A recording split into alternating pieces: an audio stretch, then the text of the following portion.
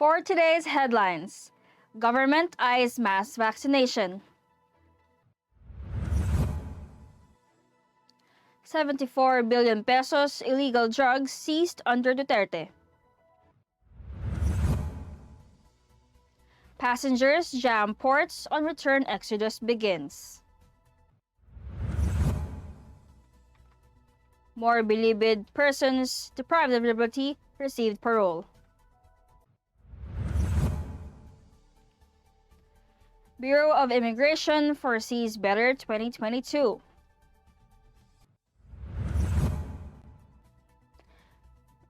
Rizal Park swamped with garbage.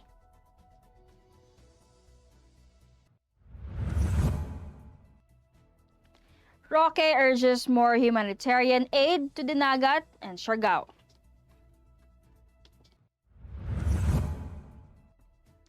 Good morning and Happy New Year! I am Venice Bautista and this is Tribune News on Q. Today is January 3, 2022, and these are the latest news this Monday morning. The government is pulling out all stops to get every eligible person vaccinated. Senator Christopher Bongo made this assurance in the wake of a possible new wave of infections brought about by the Omicron variant as the Duterte administration tries to protect the economy from its damaging effects. In his weekly column Going Forward, Go said that as of December 31, a total of 108.7 million doses have been administered. Nearly 49.8 million individuals are fully vaccinated, while another 57.1 million have received their first dose. Moreover, over 1.8 million individuals have received their booster shots, and the government, he added, have acquired a total of 210,633,110 doses of vaccine so far. In terms of testing capacity, Go pointed out that 64% of all provinces have at least one COVID-19 polymerase chain reaction testing laboratory. The country's test rate, he said, rose to an average of 75,000 to 80,000 tests per day in 2021 from 30,000 to 40,000 tests per day in 2020.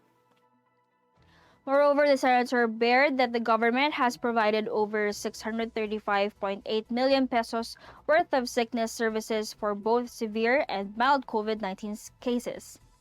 In addition, it has released 7.7 billion pesos for the special risk allowance of 478,969 public and private healthcare workers for the period of December 2020 to June 2021 to help HCW nationwide, recognizing their crucial role and sacrifice as our modern-day heroes. All these and more, he explained, were made possible by the government's BBB Plus credit rating, the Philippines' highest credit rating to date, which allowed it to quickly access emergency financing from international financial institutions. President Duterte's longtime trusted aide warned the non-compliance with the protocols and other requirements will be strongly dealt with in accordance with the law. He said he has requested the Department of Justice and National Bureau of Investigation to conduct a thorough investigation on the matters. In closing, the senator assured that the rest of the government will continue to work harder and he will be with them in realizing the shared vision of providing a better and more comfortable life to every Filipino. Some 74.30 billion pesos worth of assorted illegal drugs and laboratories have been seized by the Philippine Drug Enforcement Agency from July 1, 2016 up to November 30, 2021. Over the year, a total of 62.35 billion pesos or 9,755.54 kilograms were seized by the agency, which takes the lead in the campaign against anti-illegal drugs in the country. Recoveries include 524.59 kilograms of cocaine, 149,138 pieces of ecstasy, and 9,368.74 kilograms of marijuana. The volume of contraband destroyed included methamphetamine or shabu, marijuana, ecstasy, cocaine, and other dangerous drugs including ephedrine, diazepam, pseudoephedrine, and nalbuphine. They have also reported the number of cleared barangay with 42,045 total of barangays. Some 23,686 barangays out of 42,045 have been declared cleared of illegal drugs, leaving 11,730 that have yet to be cleared. A total of 982 drug dens and 18 clandestine laboratories were dismantled over the year, a total of 1,000 in all. With a total of 222,657 anti-illegal drug operations conducted, they have arrested 319,929 individuals, while 6,221 died during the operation. A total of 967 minors were caught as processors, and 2 were being used as runners, and 438 were identified as users. 1 is a laboratory employee, 17 were drug den employees, 9 were drug maintainers, 229 listed as visitors of drug dens, 2 as cultivator, and 2,421 as pushers. Some 1,031 government workers were involved and arrested in anti-drug operations, 511 of them government employees, 394 were elected officials, and 126 were uniformed personnel. They have also arrested foreign nationals as high-value targets, elected officials, uniformed personnel, government employees, targets listed, drug group leaders and members, armed group members, drug den maintainers, wanted listed, celebrities and PRC license holders, and they arrested individuals from high-impact operations. The Philippine Coast Guard on Sunday monitored more than 7,000 passengers going back to their provinces and more than 6,000 vacationers returning to Manila after the Christmas and New Year revelry. A total of 7,459 outbound passengers and 6,843 inbound passengers were logged in all ports nationwide. Moreover, the PCG said it has deployed 1,617 frontline personnel in 15 PCG districts, which have inspected a total of 60 vessels and 77 motor bangkas. Still, the PCG has placed its districts, stations, and substations on heightened alert from December 16, 2021 to January 5, 2022 to manage the influx of port passengers who will visit their families and loved ones in their provinces.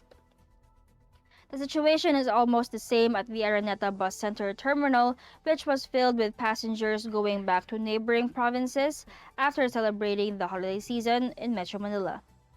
About 1,000 passengers stormed the ticketing areas of the Cubao terminal to secure tickets back to their provinces adjacent to Metro Manila, based on a radio report.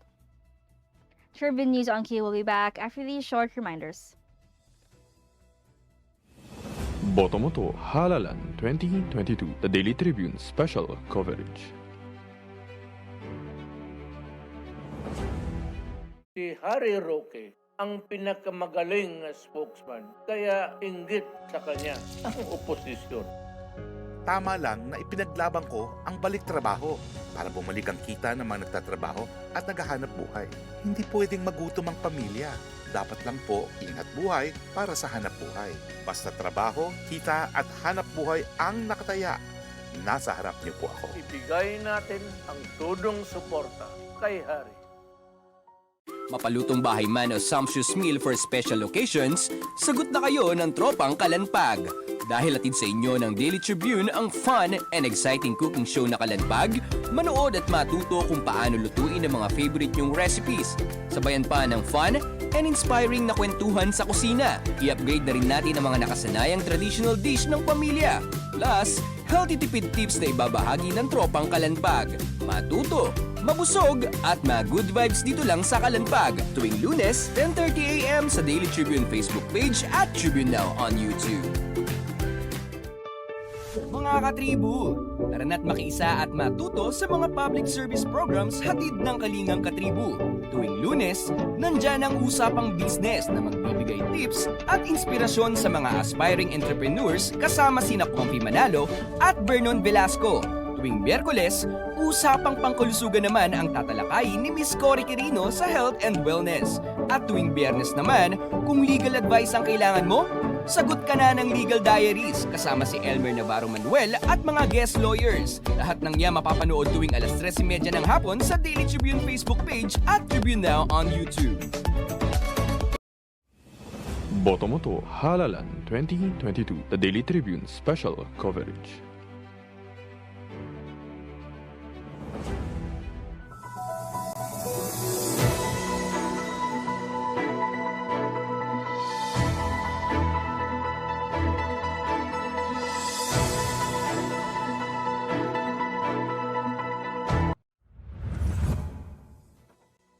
We're back on Tribune News on Q.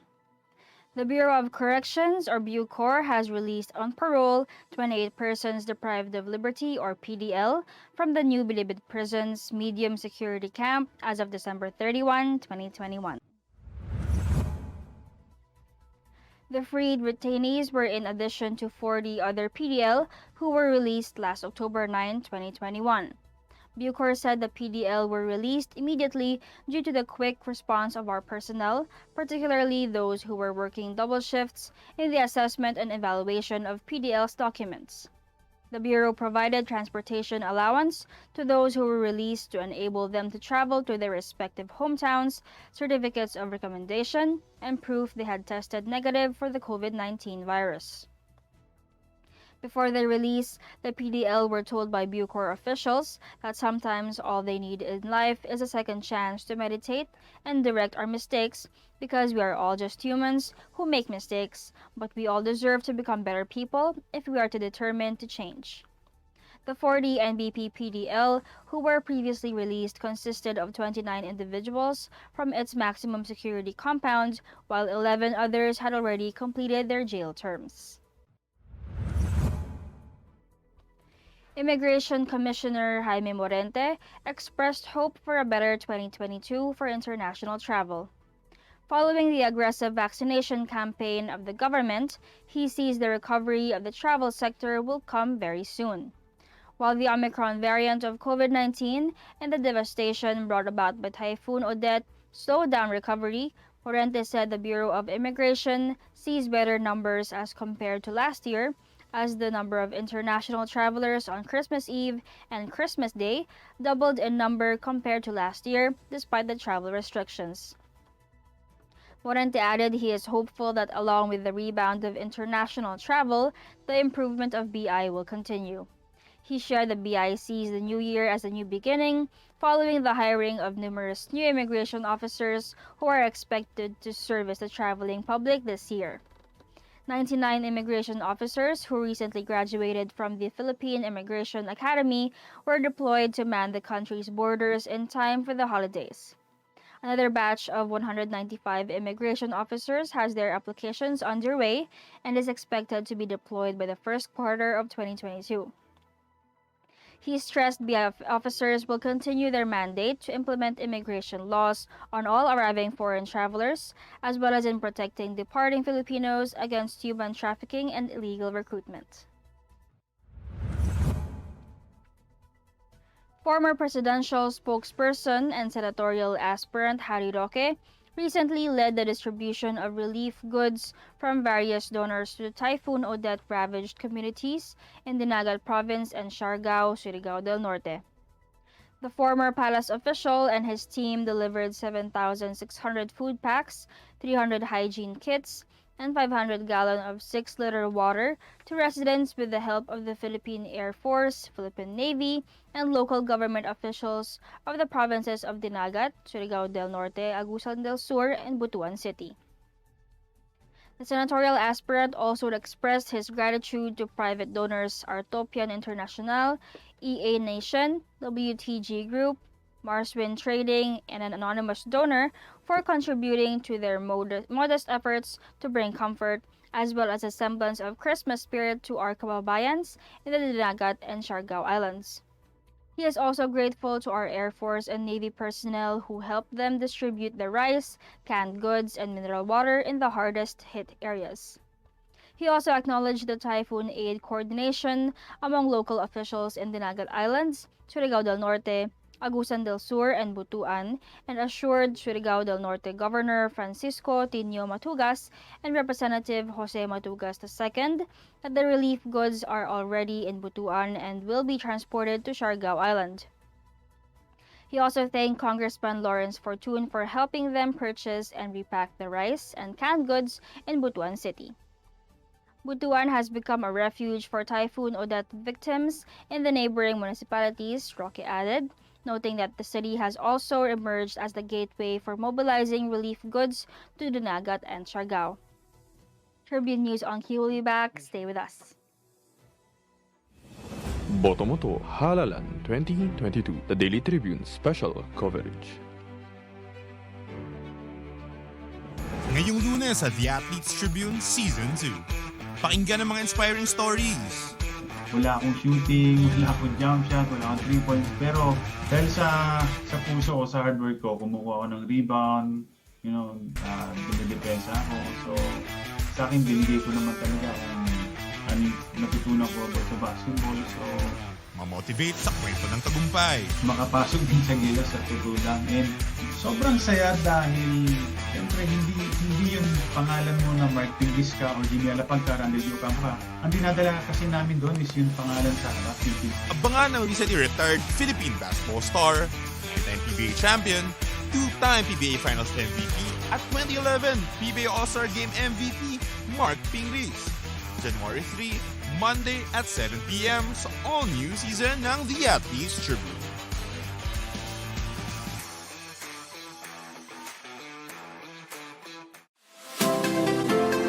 Magandang araw mga katribo! Narito na ang mga makakasama nyo tuwing umaga sa programang Gising Na. Roy Pelevelo, Comfy Manalo, Atty. Lia Badillo Crisostomo, Vernon Velasco, Kim Sancha at Jerk Balagtas. Abangan ang programang Gising Na mula alas 8 hanggang alas 9 ng umaga sa Facebook page ng Daily Tribune. Ilabas na ang mainit na kape at samahan kami sa inyong pag-almusal, mga katribo. Sama-sama natin alamin ang mga natatagong istorya sa mga latest na kaganapan sa loob at labas ng bansa. Simulan natin ang bawat umaga with good vibes sa mga informative and recreational segments ng aming programa. Maaari niyo rin ibahagi sa amin ang inyong opinion via Daily Tribune Facebook page at Tribune Now sa YouTube. Makichika na rin sa latest showbiz happenings, mga katribo. Kaya naman, magkita-kita po tayo mula Lunes hanggang Biyernes, alas 8 hanggang alas 9 ng umaga at magsama-sama po tayo sa Gising Na! Botomoto Halalan 2022, the Daily Tribune special coverage.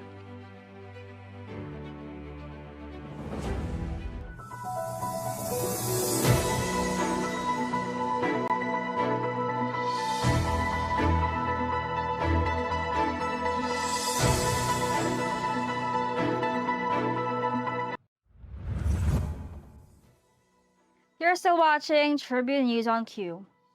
Visitors to the Rizal Park or Luneta in Manila on New Year's Day left several truckloads of trash, the city government reported with dismay on Sunday. The park, which serves as the final resting place of national hero Dr. Jose Rizal, was packed with people on January 1, according to the city's Department of Public Safety or DPS. Opening at 5 a.m. Saturday, the Luneta hosted people who welcomed 2022 just hours before. DPS Chief Kenneth Amurao said along the litters collected were soft drink and water bottles, leftover food, candy wrappers, and cigarette butts. Amurao said the park was cleaned in time for the New Year's Day activities and was cleaned anew for 3 hours thereafter. A total load of garbage was 20 truckloads for the entire park during the holiday, Amurao told Daily Tribune over the phone. The city government appealed to residents and visitors to the public parks to observe cleanliness by properly disposing of their litters while also observing COVID-19 health protocols. And that wraps up the stories this morning. Before we go, we would like to thank the SM Store, Araneta Center, Department of Tourism, MG Motors, Hina Motors, Security Bank, and Overseas Community Affairs Council member Alan Lin of Republic of China for their continued support. Again, this is Venice Bautista on Tribune News on Q. Stay safe, stay healthy, and stay at home. Good morning and Happy New Year once again. Catch the latest news on our website, tribune.net.ph. Follow us on Facebook, Twitter, and Instagram.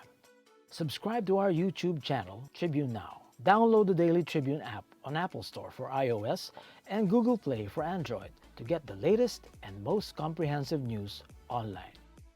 Daily Tribune invites you to join its Viber community, Katribu, to get updates on the hottest news on politics, business, sports, lifestyle, and entertainment.